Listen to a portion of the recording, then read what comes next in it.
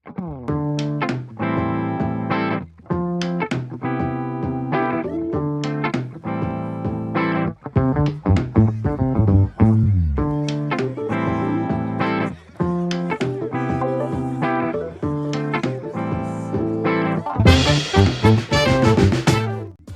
and sister, this is your host Egar Anugrah and my partner Fitria. We are alive, we are well, I am healthy. Dan kita kedatangan seorang tamu yang super spesial kali ini. Tamu kita ini ya Fit, kalau Doi bikin CV, kurikulum vitae itu udah luar biasa complete Fit. Banget. Saya mau cerita dulu nih Fit ya. Boleh. Gimana? Jadi Doi ini secara education, Doi lulusan Unpad, Germanic language, literature and linguistic. And then kalau ngomongin tourism, udah hatam Fit. He is one of our senior in HPI, Himpunan Prawisata Indonesia, DPD HPI Jabar nih. Beliau senior tourist guide. Lalu saat ini beliau juga sebagai Deputy Chairman of ASITA di 2019 kemarin. Sebelumnya Doi sebagai Head of Promotion and Foreign Affairs di ASITA. Bisa kebayang ya? Juga Doi adalah owner of tour operator, inbound tour operator in West Java, Exotic Java Trails. Doi sudah 16 tahun as an owner di Exotic Java Trails. Masih kurang lagi Fit, Doi juga sebagai seorang teacher di Telkom School Fit. Jadi bisa kebayang ya kesibukannya tamu kita yang satu ini sekarang. Selain itu, di sisi lain he is a father of 2 daughters and 1 son. Jadi welcome to Kang Daniel Guna Nugraha. What an honor to have you, Kang. Apa kabar, Kang Daniel? Apa kabar? Baik, alhamdulillah. Assalamualaikum. Waalaikumsalam warahmatullahi wabarakatuh. Kang, but I mean it when I say, if I'm in your position gitu ya, Kang ya. Ketika jadwal yang sangat sibuk, banyak hal yang harus diurusin gitu, Kang. You made your time here, so we thank you very much, Kang. Tapi how important is for you to do this kind of thing, Kang? Kenapa Akang mau podcasting bareng Bandung Good Guide? Kalau dibilang sibuk, emang manusia itu kan harus sibuk ya. Gitu. Kalau dibilang nggak ada waktu, nggak akan pernah punya waktu sih sebetulnya. Makanya pada saat ada penawaran, bisa nggak? Ya saya pisahkan aja gitu. Kapan? Anytime. Jadi kalau saya sih enaknya sharing and caring ya. Jadi sesuatu harus kita bagilah. Nggak bisa tangan cuma ada 2, kepala cuma ada 1, kaki cuma ada 2. Itu aja yang kita punya. Berarti kalau kita nggak sanggup 2 tangan ini kan harus ambil tangan yang lain gitu. Itu sederhana aja. Wow, luar biasa tuh Fit. Walaupun Doi luar biasa sibuk, hal yang sudah sangat biasa sekali beliau bisa setting priority. Jadi kita sangat appreciate banget, sangat terima kasih banyak banget Kang dengan Akang mau hadir di sini. Fit, gitu Fit. Bro and sis, ini kan podcast pertama, debutnya pertama dari BGG Podcast, yang mana ini kita beruntung banget punya Kang Daniel di sini. Dan selanjutnya sih kita bakal punya banyak banget konten yang bakal kita share per minggunya. Ini bakal nemenin teman-teman kalau lagi malam mingguan gak ada partner, udah dengerin aja BGG Podcast. Nah ini bisa teman-teman akses di Spotify, Google Podcast, RSS, Radio Publik jika bisa. Nah di saat kita nih sekarang lagi pada punya habit baru atau yang mungkin seringkali kita dengar dengan kata new normal ya, yang mana biasa kita beraktivitas, tapi sekarang kita aktivitasnya di rumah aja tapi tetap produktif dengan online recordingnya kita nih yang perdana. Jadi please kalau teman-teman ngerasa ini wah baru banget nih, please subscribe kita dan follow kita di Spotify ya teman-teman. Lanjut aja nih Kang Egar, kita langsung ke main booknya aja ya. Yang namanya tahun 2020 dengan angka cantiknya, biasanya orang-orang tuh awal-awal udah pada setting masing-masing dengan segala macam pencapaian yang bakal dicapai kan ya. Pasti Kang Daniel juga, aku tahu banget Kang Daniel orangnya sangat-sangat rapih kerjanya dan luar biasa. Pasti juga 2020 udah punya planning kan mau ngapain aja. Tapi gimana nih Kang Daniel ceritanya dengan planning Kang Daniel lalu tiba-tiba kita kedatangan tamu luar biasa yang judulnya adalah COVID-19. Jadi kepo nih sama Kang Daniel. Gimana sih Kang Daniel dengan segala macam halnya yang direncanakan lalu versus dari si pandemik ini Kang? Boleh diceritain dong Kang? Iya, ini beyond expectation ya. Jadi mimpi-mimpi indahnya buyar, berantakan semua gitu ya. Tapi ya namanya orang bisnis, kemudian ya makhluk, yang namanya juga makhluk ya, hamba ya, harus selalu siap dimanapun bagaimanapun kondisinya. Kalau menurut saya sih kayak gitu. Betul, kita punya planning, punya dream trips, punya dream pencapaian ataupun target-target gitu ya. Pengen punya contracting baru, pengen masarin produk-produk baru, pengen promosiin destinasi baru gitu ya. Semua itu jadi gitu ya. Dalam waktu kebayang lah, dalam kayak balikin tangan gitu ya. Gitu. Hitungan detik dan langsung sekejap gitu. Kemarin kita masih bisa ini ya, kemudian masih bisa traveling dan lain-lain. Ya sekarang udah langsung shut off gitu ya, shutdown gitu, bukan lockdown lagi, shutdown langsung, dan langsung nggak bisa ngapa-ngapain gitu ya.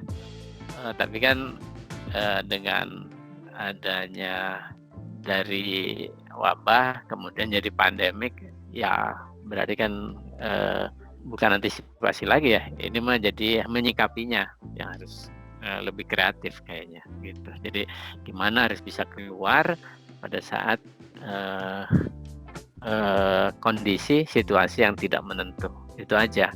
Nanti kan yang akan menang adalah ya, championnya adalah yang bisa lebih kreatif kalau menurut saya ya. Oke. Mantap banget kan. Kayak seleksi alam lah ya, kayak seleksi alam. Nanti pasti ada, kalau Charles Darwin bilangnya apa? The fittest is the survivor gitu ya. Wow, oke. Jadi keywords-nya versi Kang Daniel adalah siapa yang bisa survive during this pandemic adalah yang kreatif. Poinnya adalah kreatif. Ya, sekarang berarti Kang semua udah di rumah aja ya, Fit ya, termasuk kita. Jadi online recording ini Fitri, saya, Kang Daniel ini ada di 3 tempat yang berbeda. Jadi how we thriving this condition adalah ya mau nggak mau kita harus bisa adapt dengan new normal itu ya, Fit ya. Iya, dan Kang Daniel yang sampaikan tadi bahwa ya harus kreatif, mau gimana pun kita harus kreatif. Kang Daniel sekarang lagi di rumah aja, semua lagi di rumah aja.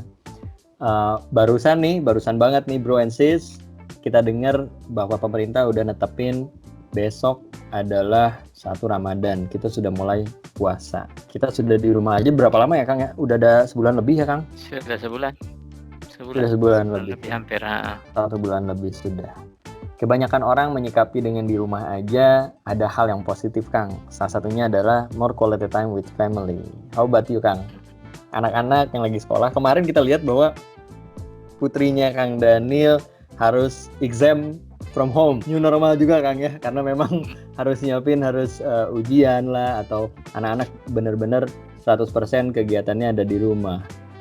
Akang sama istri gimana Kang nih? Anak-anak sehat semua tapi Kang sekarang? Alhamdulillah sehat. Alhamdulillah. Gimana Kang nyikapin di rumah aja bareng keluarga Kang? Oh saya alhamdulillah banget. Karena kalau alhamdulillah banget bisa di rumah ya. Karena dibilang frekuensi saya ada di rumah itu dirata-ratakan kalau dalam 1 bulan paling hanya 1 minggu ya, atau paling banyak 2 minggu di rumah. 1 minggu lah rata-rata. Saya 3 minggu lain pasti saya jalan. Oke.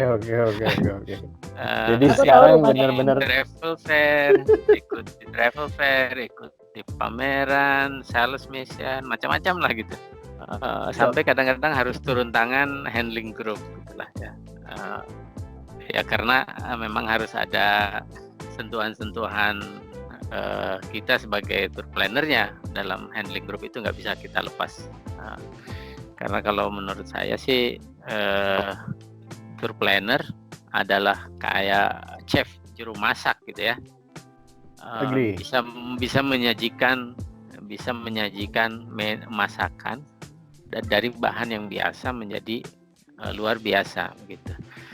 Dari yang sederhana menjadi extraordinary gitu. Jadi kadang-kadang saya harus ada di sana gitu di lapangan. Tapi kalau yang ordinary tour aja kami serahkan ke guide aja sudah cukup lah gitu. Jadi ya bisa dibilang frekuensi kami ada di rumah ya, bukan ketemu anak-anak, ada di rumah itu paling rata-rata 1 minggu dalam 1 bulan. Jadi ini kesempatannya udah 1 bulan setengah. Ini udah 1 bulan setengah hampir ada di rumah ya, alhamdulillah saya enjoy aja so far. Ada gap kebiasaan nggak sih Kang dengan kondisi sekarang yang tiba-tiba harus full di rumah aja? Oh ya, kalau saya lebih dari 2 minggu stay di rumah biasanya ya, tanpa ada bergerak fisik, itu flu datang, sakit kepala datang. Oh ini udah pasti fit. Karena tipikal Kang Daniel yang biasa wara-wari kesana kesini dan harus diem biasanya suka stres, berdampak ke badan kerasa. Wah. Kebayang kan 1 bulan ini gimana, harus bisa recover, harus bisa badan harus terus fit gitu ya. Biasa badminton, olahraga gitu ya, itu juga saya coba tunaikan gitu ya, walaupun tidak begitu teratur. Sekarang totally nggak bisa ngapa-ngapain, berarti kan saya harus produktif. Minggu pertama saya sangat produktif.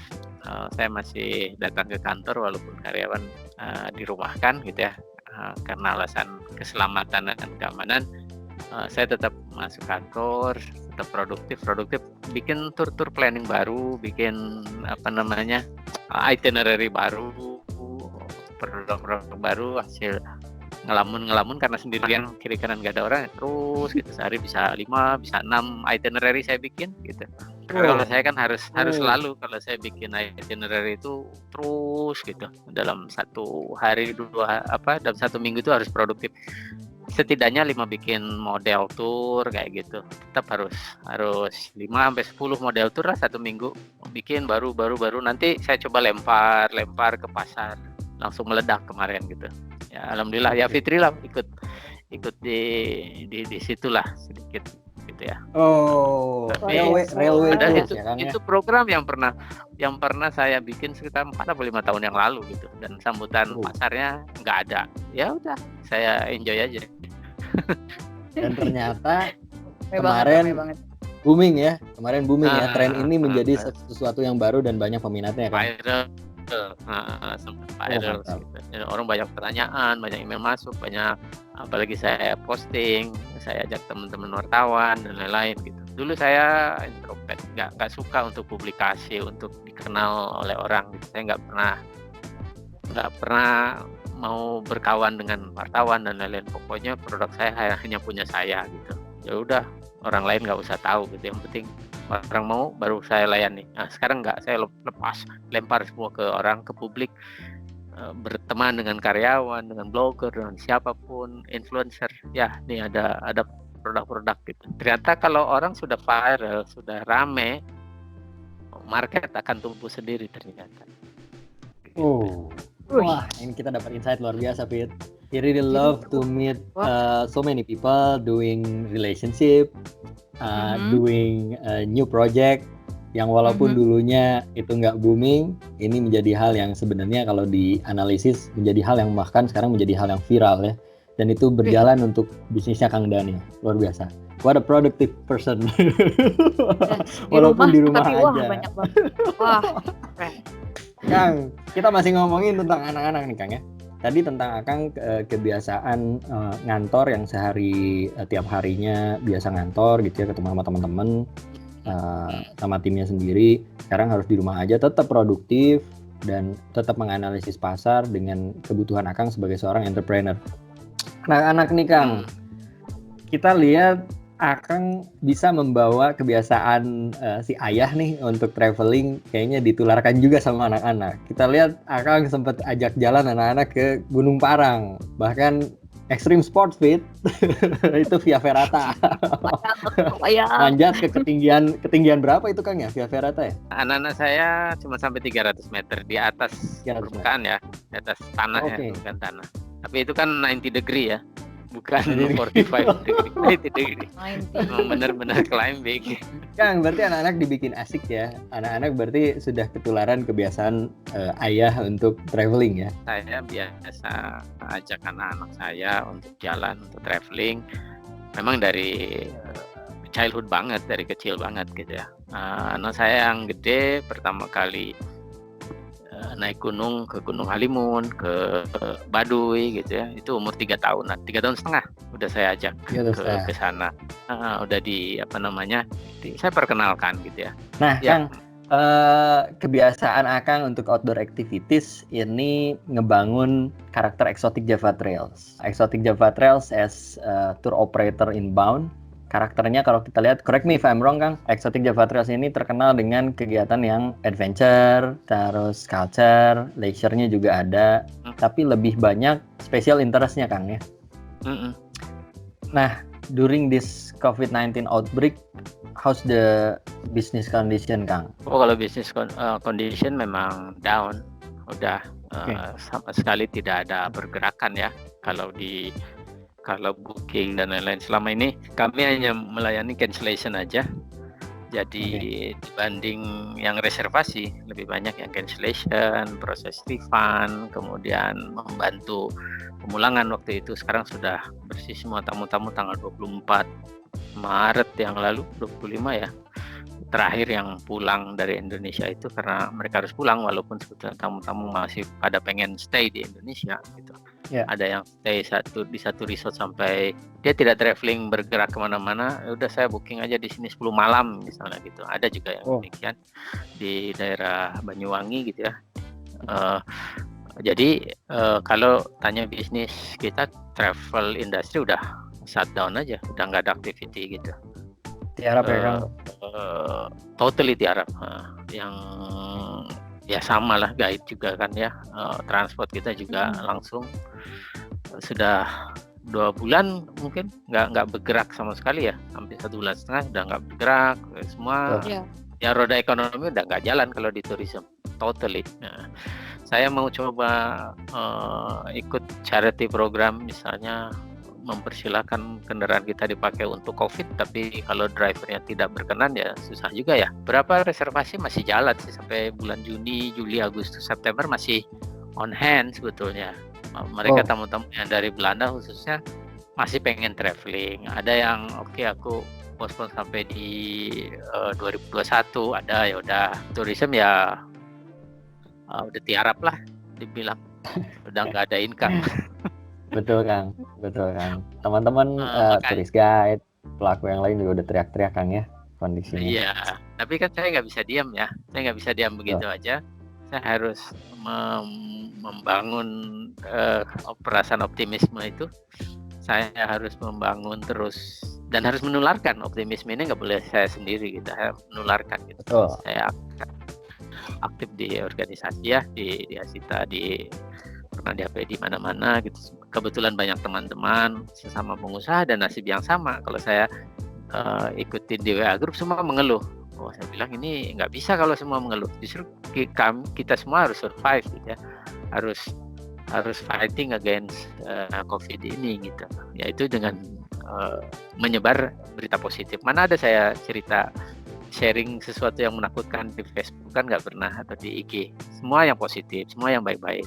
Karena saya bertanggung jawab dari dulu, bersosial media itu harus bisa bertanggung jawab gitu. Harus nggak boleh nyinyir, nggak boleh. Saya memperketat diri saya sendiri bahwa saya harus punya banyak teman dan harus menjaga perasaan orang lain. Jadi saya tidak pernah mau membagi sesuatu yang menyakitkan atau menakutkan gitu ya. itu udah komitmen diri. Sampai sekarang pada saat COVID begini saya nggak mau bagi informasi yang menakutkan dan menyakitkan gitu. Itu dia Kang, positive vibe yang akan spreading ke teman-teman, baik itu mau apakah calon tamunya kita, apa bisnis partnernya Akang gitu ya. Kalau dilihat ya Akang udah sampaikan kalau kondisi pariwisata sekarang istilahnya udah tiarap ya Kang ya, semua lagi tiarap. Cuman kita semua punya harapan yang sangat besar setelah pandemik ini Kang.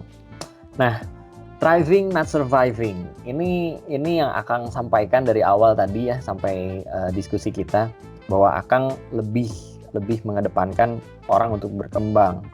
Akang lebih ngasih kunci gimana untuk bertahan di kondisi saat ini adalah dengan thriving, dengan mengembangkan diri minimal ya Kang ya. Banyak hal yang bisa dimaksimalkan dikala serba terbatas. Orang di rumah aja tapi ternyata Kang Daniel fisiknya di rumah tapi kerjaannya webinar gitu Kang ya. Meeting sana sini online gitu Kang. Sehari 3 kali. Minum obat aja sehari Kang. 3 kali, kadang-kadang lebih. Wow, sehari 3 kali. Kang, anak-anak di apa Telkom School nih, anak-anak yang sekolah, mereka kan sekolah di rumah. Akang tetap lecturing atau enggak nih during PSBB nih? Ya, tanggung jawab kita saya tetap mengajar. Nah, Kang, ini nyambung nih Kang. Akang kan sebenarnya balik lagi ke Exotic nih Kang. Exotic Java Trails yang karakternya adventure, fokusnya ke inbound gitu ya. Terus kita sempat nyimak juga nih Kang, salah satu di travel media magazine-nya Indonesia gitu ya, salah satunya gitu, kita nggak boleh nyebutin nama ya. Akang sempat jadi host di sana tentang diskusi readiness tourism stakeholder after COVID-19. Boleh nggak sih Kang kasih bocoran sama kita, tren after pandemi ini akan seperti apa sih Kang? Semua ambil kesimpulan bahwa untuk bisa mengembalikan inbound ke Indonesia ini take time, bukan 1-2 bulan, karena tetap kembali bahwa Indonesianya harus siap dulu, objek wisata di sininya harus siap dulu, kemudian protokol kesehatan, keselamatan dan lain-lain yang akan dipertanyakan oleh mereka calon wisatawan itu yang dipertaruhkan gitu ya. Jadi sambil menunggu itu, kita mengajak teman-teman di masing-masing daerah untuk merevitalisasi, terus mengkurasi semua objek wisata supaya grade-nya naik, fasilitasnya lebih baik gitu ya. Ya berbagai cara kita mengusulkan sih lewat padat karya yang versinya kementerian. Kemarin kan agak blunder padat karya itu kayak apa sih kalau di tourism gitu kan, apa suruh kita bikin jalan, suruh ngebeton itu ini, kayaknya nggak semua deh mampu dan cukup gitu ya. Tapi mungkin kita bikin konsepnya, terus dikerjasamakan, dibikin charity program, padat karya masih bisa jalan, minimal ngecat, bikin desain penunjuk arah, literasi, informasi di papan informasi dan lain-lain gitu ya. Itu kan banyak yang minta diperbaiki sebenarnya kan, yang kayak gitu-gitu. Nah, tadi trennya bahwa wisata domestik ini yang bakalan bangun duluan. Nah, wisata domestik adalah orang kita juga traveling di dalam negeri gitu. Kenapa? Karena satu, wisata domestiknya yang tidak pakai pesawat kayaknya, karena tiket pesawat diperkirakan masih akan mahal, karena kan sekarang capacity passengernya cuma 50% dari pesawat, kan harus ada selang satu tempat duduk ya, berarti kan social distancing ya Kang ya. Mesti ada social distancing. Jadi kalau penumpang 120 ya cuman 60 orang. 60 orang itu berarti harus menutup biaya operasional si pesawat untuk bisa terbang, si mobil untuk bisa bergerak dan lain. Berarti kan double charge ya. Jadi untuk bisa terbang dan untuk bisa bepergian ini bakal agak taking time. Berarti overland tour mungkin akan menjadi tren gitu ya. Ini sempat jadi pembahasan. Tapi selain dari itu, yang tour domestik di dalam negeri, karena udah banyak kita racunin tempat-tempat indah kan, semua blog, semua IG itu semua kayaknya sekarang udah arahnya berbagi keindahan ya daripada ketakutan COVID. Emang betul ketakutan COVID ini kan lebih pada media sih sebenarnya, bukan COVID itu sendiri. Jadi sekarang kita harus mulai putar balik, lebih baik keindahan Indonesia dan lain-lain, bikin kangen gitu. Saya pernah posting Bandung bikin ngangenin ya, kayak gitu-gitulah. Ya, itu karena bakal orang udah langsung pengen jalan gitu sebenarnya. Tapi kan nggak semua orang bisa jalan, karena di masa seperti ini banyak orang kaya menjadi tiba-tiba miskin, orang miskin tiba-tiba kaya. Ya. Orang miskin tiba-tiba kaya. Ada. Yang dulunya punya bikin masker cuma nomindasir kecil-kecilan, sekarang menjadi jutawan. Dulunya punya apotek kecil nyelempet, sekarang profitnya berapa kali lipat gitu. Tapi dulunya pengusaha besar hebat, punya bus puluhan ratusan unit, kalau semua biayanya utang diambil semua sama bank, miskin dia juga. Iya benar kan. Airline, punya hotel, nah kayak gitu. Jadi wisata ini kan secondary ya, setelah yang primernya, makanannya sudah cukup, perutnya sudah kenyang, baru dia akan travel, ya kan? Yes. Umumnya ada memang orang bekerja harus traveling untuk bekerja, itu pun hanya meeting orang government saja ya. Tapi kalau in general wisatawan adalah perutnya dulu harus kenyang, penuh, sandang pangan, papan, udah beres semua baru traveling, bener nggak? Betul. Jadi karena secondary ya yang paling mungkin saja short distance, short holiday 1 hari 2 hari gitu. Mungkin ya Pangandaran bikin booming lagi, yang dekat bukan Ciwidey, Ranca Buaya mungkin ya, kayak deket-deket gitu deh. Gitu. Open trip murah kayaknya bakal yang populer duluan deh dibanding wisata ke luar negeri, ke Alaska, ke Amerika. Orang masih takut kayaknya. Kayak gitu-gitu. Kang Daniel, aku mau nanya lagi dong nih, ngewakilin bro and sis lainnya mungkin yang sama-sama seprofesi kita di pariwisata. Kita tuh butuh menyebarkan mindsetnya Kang Daniel yang buat aku sih pribadi next level banget ya. Mungkin Kang Daniel bisa kasih tips dong buat teman-teman kita yang sekarang mayoritas masih mikirnya, aduh gimana nih lanjutin kehidupan dapur kita yang harus ngebual gitu ya. Mungkin teman-teman penasaran juga mindsetnya Kang Daniel, tipsnya itu seperti apa sih biar bisa kayak gitu Kang Daniel, biar bisa survive, bukan hanya survive tapi lebih ke thrivingnya gimana gitu. Waktu zaman Krismon 98 kan saya pas masuk HPI ya, udah mulai beraktivitas di tourism gitu. Jadi angkatan kita termasuk angkatan SUE ya. Kemarin dilantik. Gimana Kang? Ini langsung 98 ya. Kita dilantik 97, 98 Mei langsung collapse kan, chaos dan lain-lain. 97. Kebetulan saya waktu itu dari 94, 93 kan saya udah di jalan ya sebetulnya. Lulus SMA itu saya sudah jadi honorer di TIC, sudah di situ sudah biasa hunting bule di stasiun gitu ya, sudah ada di jalanan lah. Jadi pada saat ikut HPI 3 tahun kemudian saya ikut HPI gitu, karena saya udah mulai harus ke Jogja, harus overland dan lain-lain. Wah, ini harus mengamankan diri saya. Pas ikut HPI kemudian lulus 97, 98 langsung itu saya pernah mengalami bahwa kita semua teman-teman akhirnya membuat unit usaha bersama, yaitu salah satunya translation ya, jasa translation. Ambil proyek-proyek iklan di koran gitu ya untuk pelayanan translation. Tapi hari ini kayaknya nggak bisa, kita susah ngelawan Google Translate ya. Senior kita yang ahli profesi menjadi produksi, menjadi dagang atau itu ini, atau memilih PNS dan lain-lain. Tapi kali ini semua lini, semua industri, semua negara seluruh dunia kayaknya menghadapi hal yang sama. Ya. Artinya memang kita harus putar balik ya. Saya untuk bisa menghidupi keluarga, setidaknya nitipin perut kita, ya kita jualan. Karena menyewakan mobil tidak bisa, ini tidak bisa, ya kita jualan. Saya di kantor Saya sediakan 4 mesin jahit. Jadi siapa yang mau jahit, mereka silakan produksi masker. Jadi kantor dulunya komputer, sekarang mesin jahit. Jahit dulu Kang. Tambah kalian ya Kang ya, wah keren. Kemudian teman-teman tim kita, staff dikasih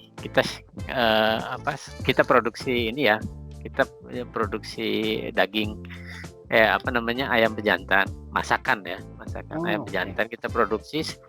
Saya bilang ayo cepat kita, itu pas setelah pandemik ya, 3 minggu lalu kita langsung ambil keputusan, kita harus produce sesuatu.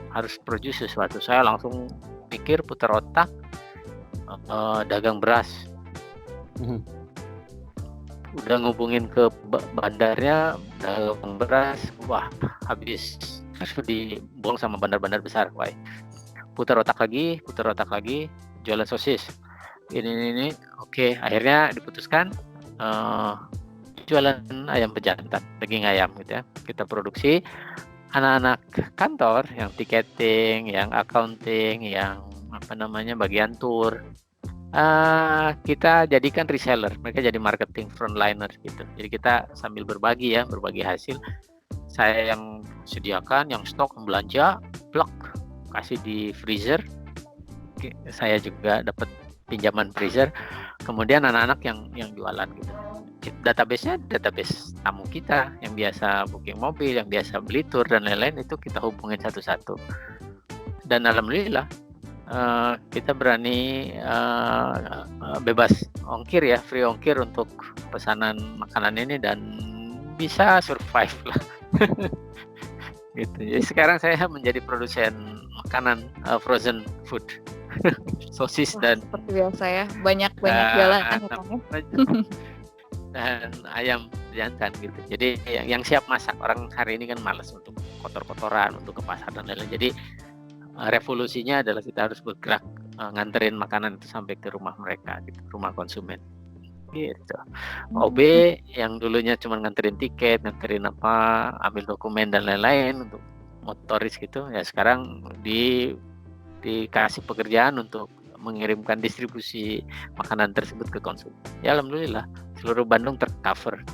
Ada beberapa reseller yang standby di Cimahi, yang standby di Cileunyi, yang di pusat kota Bandung dan lain-lain. Ya kita survive. Nah, itu kan survive sih Kang. Orang boleh nggak kasih tips gitu ya? Mungkin ada satu tips rahasia dari Akang, gimana caranya? Yang aku bilang, Akang tuh punya mentalitasnya yang next level gitu. Ketika yang lain tuh lagi sibuknya lebih ke survive gitu, kayaknya orang-orang kalau Akang sendiri tuh lebih ke kayak tadi tuh lebih produktif, lebih persiapan gimana nantinya. Mungkin bisa kasih tips dong, Kang, biar teman-teman lain next level juga kayak Akang. Oke, saya sih itu tadi kembali. Saya bersosial media, saya ikut Facebook, saya ikut IG, YouTube. Itu sarana belajar, bukan sarana menyinyir orang atau menghantam orang lain. Itu tempat saya belajar. Kemudian saya ikut webinar, saya ikut discussion WA group, itu bukan untuk sesuatu hal yang negatif. Saya ambil selalu yang positif. Ide-ide jual makanan, ide jual beras, apa itu, ini semua dari teman-teman, dari sosial media. Pada saat orang cepat untuk bergerak gitu, saya langsung betul juga, ini komoditas ini yang harus saya ambil gitu. Ini harus saya putuskan harus bisa jualan gitu, karena kan nggak mungkin manusia bisa bertahan dari cadangan makanan, dari cadangan tabungan yang ada, kan nggak mungkin. Itu ada batasnya kan. Pada saat sesuatu cadangan tabungan dan lain-lainnya sudah habis, mau ngapain lagi gitu. Orang lain sudah jualan semua, orang lain sudah lari kemana, kita baru mau bergerak, apalagi yang bisa dijual gitu kan, bingung. Jadi saya lihat di Facebook kan teman-teman banyak yang jual itu, banyak produksi ini, kue apa dan lain-lain gitu. Dan saya lihat kebetulan di Eksotik kan ada kurir itu kan perusahaan kurir. Oh, di sana cuma 2 hari mereka shutdown, hari ketiga keempat udah on lagi dan terus Wah, trafficnya bagus gitu. Wah, saya bilang ini keren banget gitu. Pada saat orang lain tiarap, rupanya kurir naik gitu. Oh, berarti delivery adalah salah satu kuncinya gitu. Jadi ya sudah, saya ikut masuk di bagian delivery, produksi dan delivery gitu aja. Ya, bijak bersosial media. tentunya didukung dengan mentalitas yang positif dan anti nyinyir ya Kang ya. Iya. Kalau dari awal kita nyinyir terus, suatu saat kita jualan dagang, kayaknya orang nggak mau lagi beli sama kita deh. Udah antipati duluan. Kang Daniel, ini kita udah di sesi terakhir sebelum kita closing. Kita pengen Kang Daniel, boleh nggak Kang kasih 3 word to represent Bandung Good Guide versinya Kang Daniel? Boleh nggak Kang? Apa aja tuh Kang? Oke. Inovatif and beyond. Bisa beyond expectation, beyond the others, beyond Masih. kemana lagi gitu ya.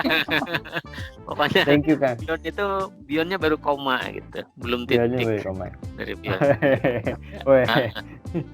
Thank you Kang Daniel. Closing remark nih Kang.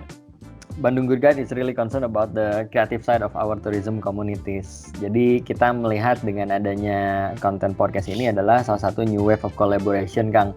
Ada Akang yang bisa ngasih positive vibe untuk para pendengar kita bro and sis, terutama untuk rekan-rekan turis guide Kang. Juga ada ilmu yang bisa kita dapat dari Akang. Kalau ngomongin thriving not surviving, Akang benar-benar udah ngerangkum dari sesi awal kita sampai tadi akhir. Banyak banget ya Fit key point-nya. Start dari kita harus kreatif, start dari kita setting priority. Dari awal harus di rumah aja bukan berarti terbatas dengan rutinitas, tapi malah kita harus lebih upgrading skill. Banyak sekali media saat ini online yang bisa dijajal sama kita, dilahap sama kita ya Kang ya. Buktinya Kang Daniel aja sehari udah bisa 3 online meeting gitu, belum webinar, lebih dari 3 loh sebenarnya. Belum lecturing dan lain-lain. Belum kuliah, belum kursus. Iya. Banyak gitu.